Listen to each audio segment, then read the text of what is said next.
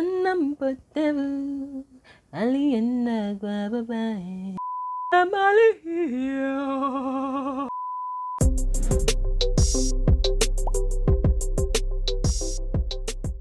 Before we get into this video, I wanted to tell you guys about the sponsors of today's video. Today's video is in partnership with Lemonade Finance, which is a registered financial service app that enables you to send money from the UK, from the US, and from Canada to various countries in Africa.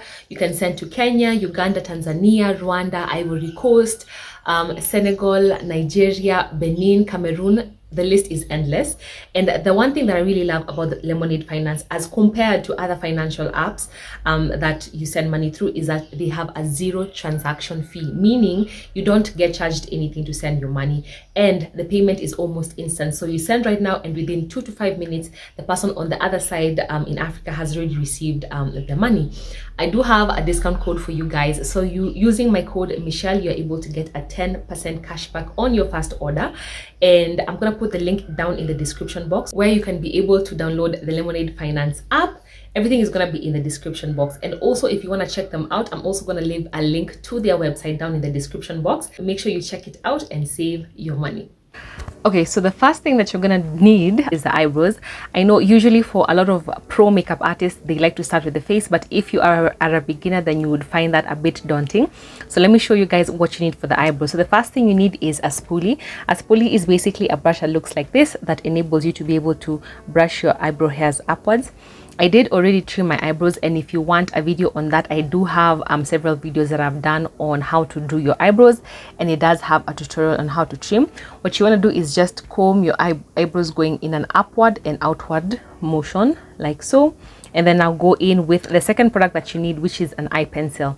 You can either decide to go in with an eye pencil or a brow gel or brow powder, whichever is your preference, but usually if you're a beginner, I do recommend going in with a pencil. The one that I'm using is the Davis pencil in the number 18, but it's because it is almost my exact eyebrow shade. But if you are slightly of a deeper complexion, then I recommend going in with the Davis eye pencil in the number 3 or number 14. So I'm just going to go ahead and do my eyebrows.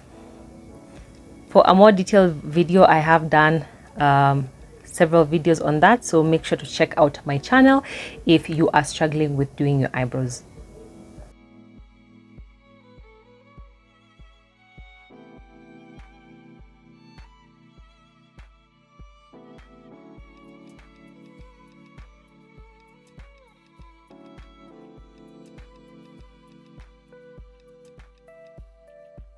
Okay, so the next thing that you're going to need after you have already outlined and filled in your brows is a concealer brush. You can either go in with a rounded concealer brush or a flat tip concealer brush, depending on which one is your preference, and either a foundation of your color or a concealer that is slightly lighter, just to be able to highlight your brow bone, depending on the look that you're going for. But as a beginner, I would recommend you starting with your actual foundation color, just so that you can at least at first get, you know, into the groove of things, so that you can be able to know how things work before now going and working with a lighter concealer, which would essentially highlight your brow bone. But whatever you are looking for, all you need is a brush and a cream product, whether it's your concealer or foundation, to clean up your eyebrows.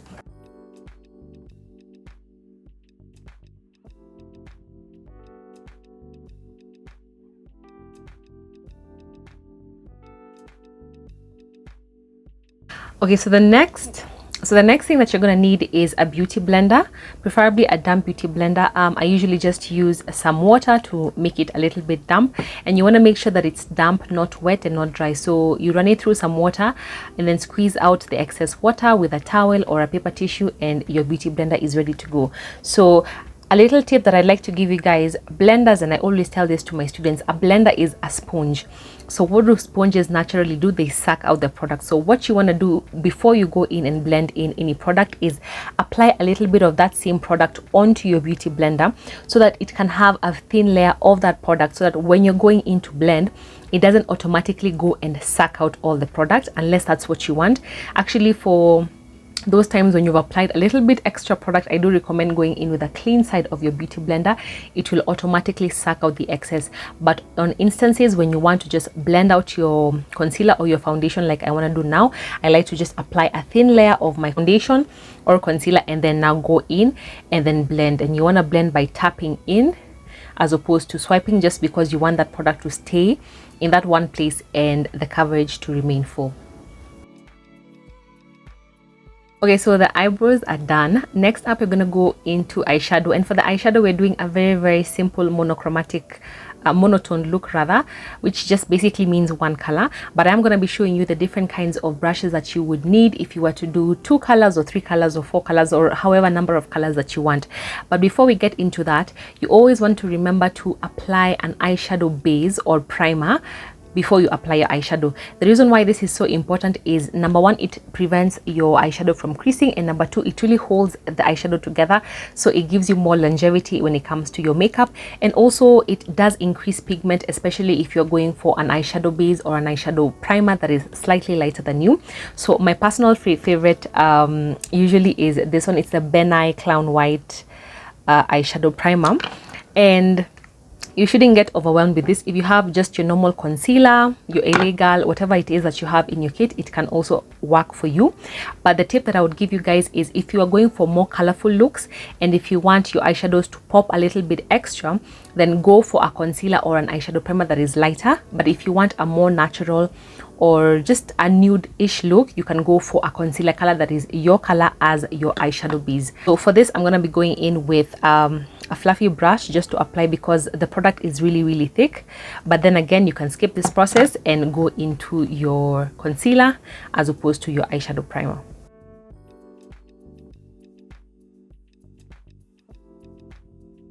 That we are on the subject of eyeshadows, for a beginner, depending on what you like, because I know there are people who like really colorful looks and there are people who tend to go for the more nudish looks.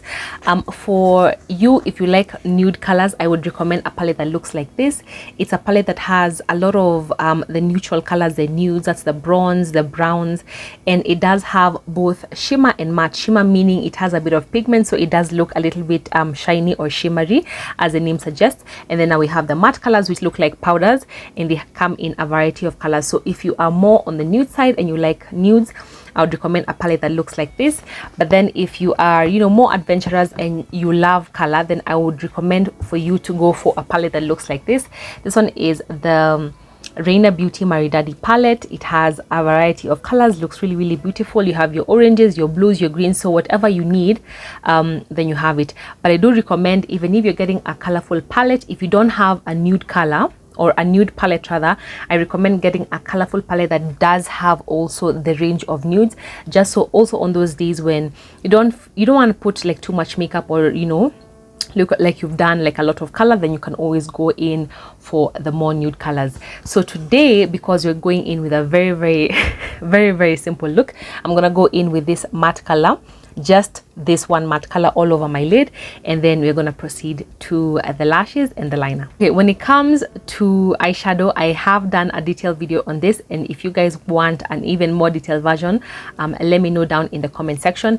But basically, there's usually 2 main kind of brushes that I recommend. So you have the normal fluffy one. This one I do recommend it for more matte colors, because it really helps to pick up the product nicely, and even when it comes to blending, it is perfect for that.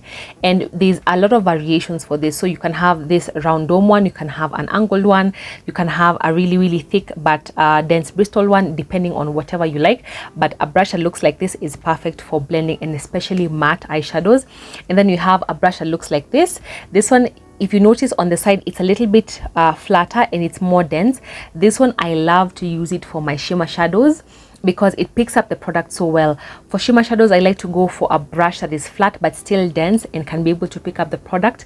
And a pro tip when it comes to application of eyeshadow, if you're going for shimmer, is to pick it up like this, you know, gliding it on, and to apply it in the same way, as opposed to patting it in, because it doesn't really give you that much pigment or color as opposed to when you swipe in. So because we're doing a matte color, I'm going to be going in with this brush and then picking up that specific color and then just applying it all over my lid. Okay, I may or may not have gotten a little bit carried away and put some glitter, mostly me. but I don't know, I usually just feel like, especially with nude looks, I just want like a little pizzazz. Okay, anyway, next up we're going in with the liner. I'm gonna be using the Pharmacy makeup liner. I've been using this for a little bit. My favorite is usually the Anache one, but it wasn't in stock when I went to get it.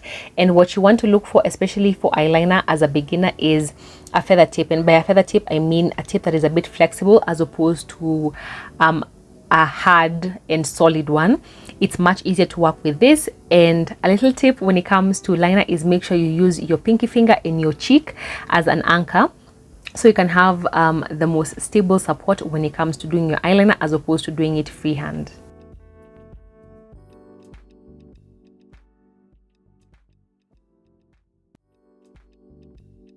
You need a good mascara. My current favorite is the Maybelline Sky High mascara, and depending on what you're going for, and especially if you're not doing false lashes, then you want to go for a mascara that is volumizing or lengthening, depending on if you want volume or length or both.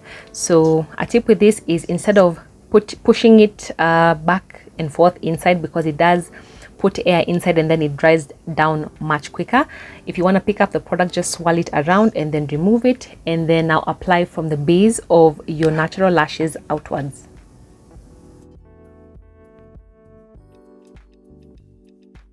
Next up is a nice pair of lashes. If you are wondering which eyelash would look good on your specific eye shape, I have done a detailed video on how to apply your lashes and also the different lash styles according to the different kinds of eyes that you have. So for me, because I have oriental eyes, oriental, I had that recently. I used to just call them Chinese eyes, which just means just basically, you know, small set eyes.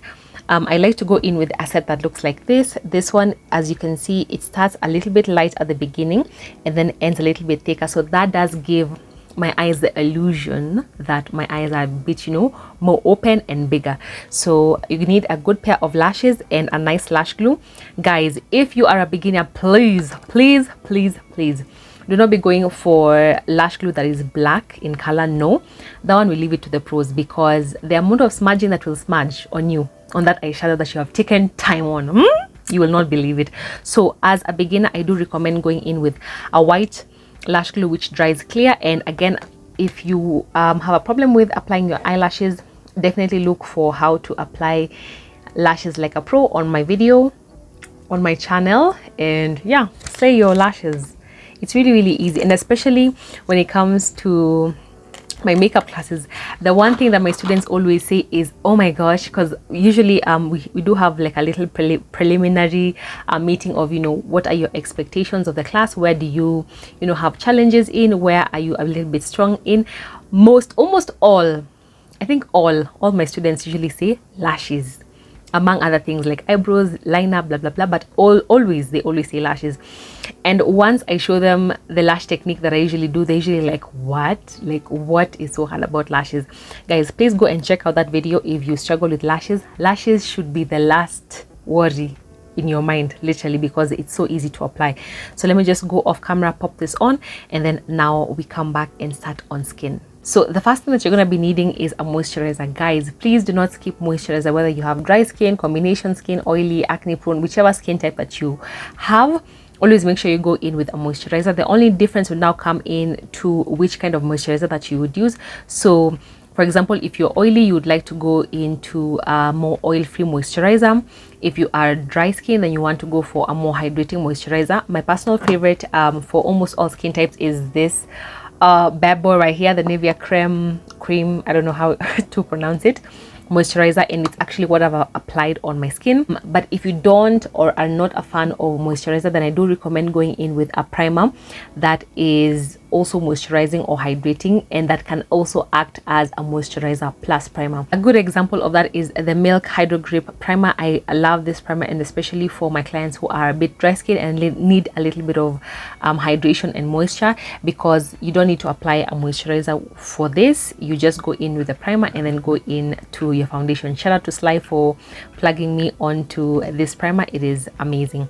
So I've already applied my moisturizer. Next, you're going to go into your primer, and again, primer is largely dependent on your specific skin types. So if you are oily skin, then you want to go for a mattifying primer. If you are dry skin, again, you want to go for a hydrating primer. So you just basically look at which problem are you trying to combat, and then now go for the product that will be able to help with that. So for me, I have normal skin, but usually my favorite is the Rimmel Stay Matte, and I think this is like almost everybody's favorite, and it's an amazing drugstore product that is affordable and also does the job.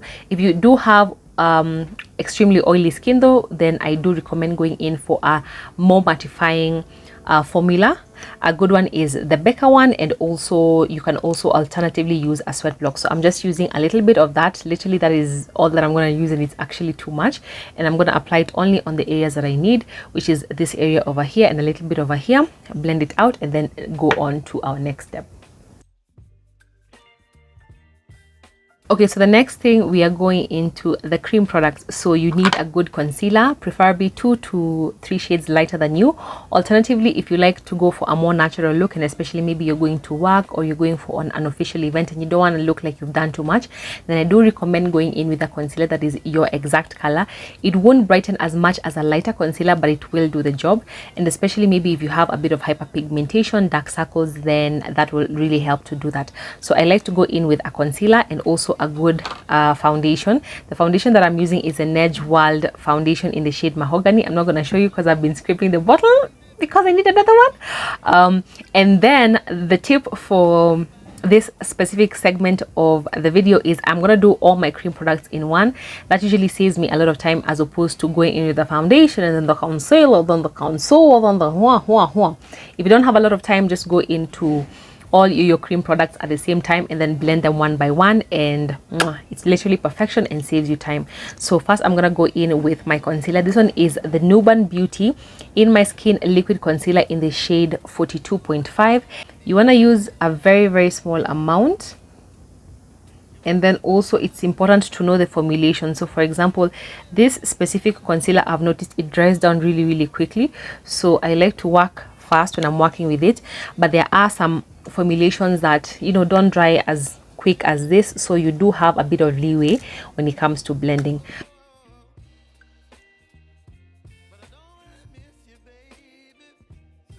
Next thing that you're gonna need is a loose setting powder. This really helps to set in your concealer, and especially if you have extremely oily skin, it does help with that. So I'm gonna be using a powder puff that looks like this, and then going in fast, blending everything together, and then setting it with my loose powder.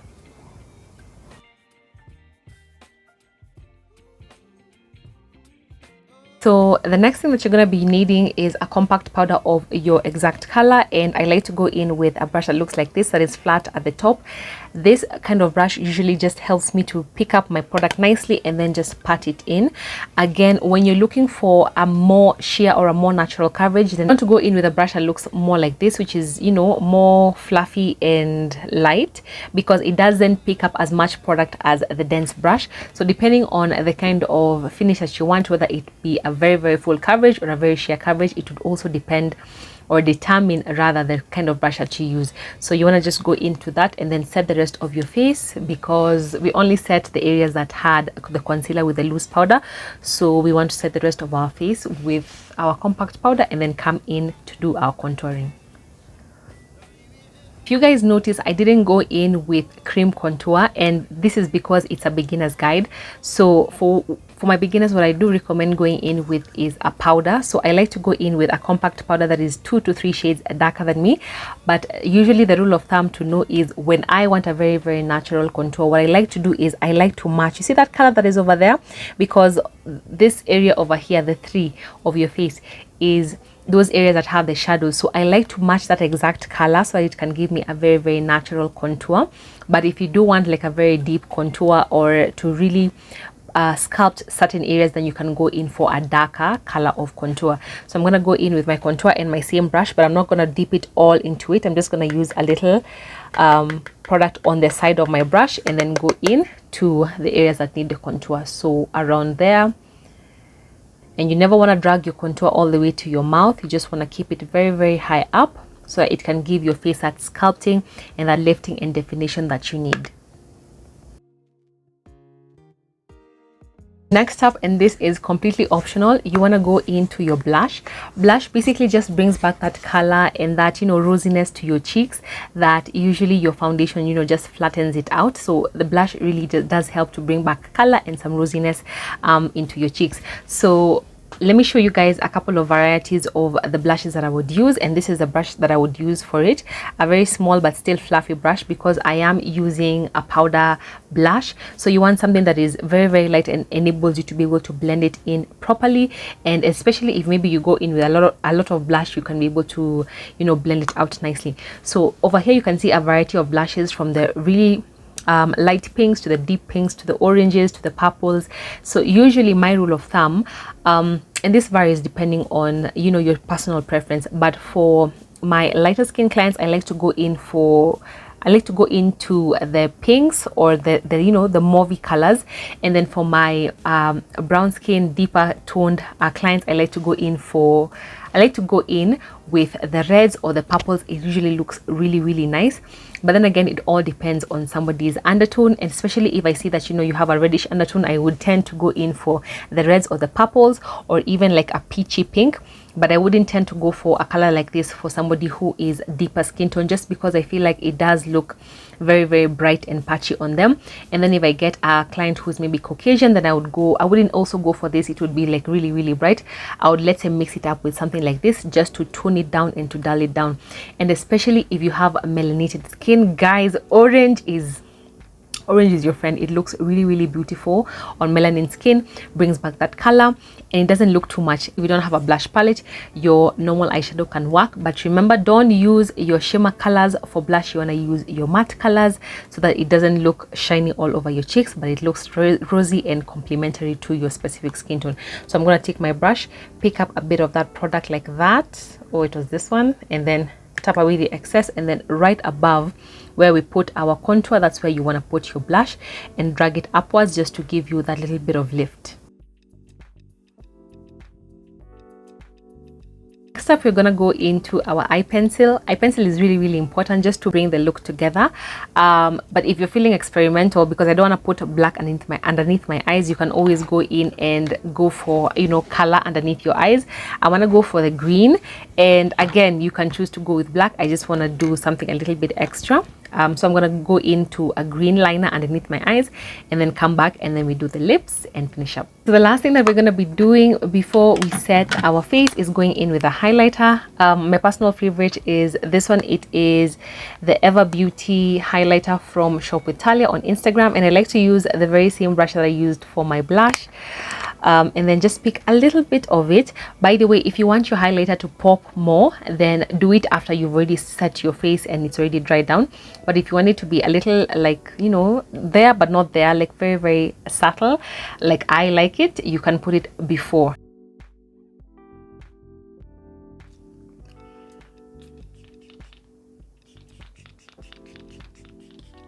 So this is the finished look with the hair and everything. And I just hope you are able to see that you don't need 500 million products.